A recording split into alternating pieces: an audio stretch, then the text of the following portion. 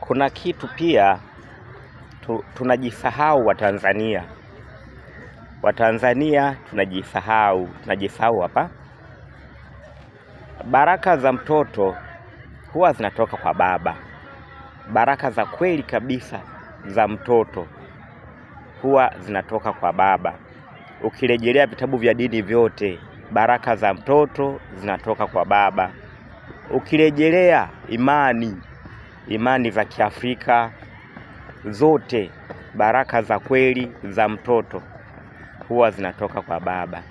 Anayembariki mtoto huwa ni baba. Lakini Tanzania kuna mabadiliko kidogo. Tunaamini kwamba baraka za kweli zinatoka kwa mama, lakini si kweli. Baraka za kweli za mtoto huwa zinatoka kwa baba.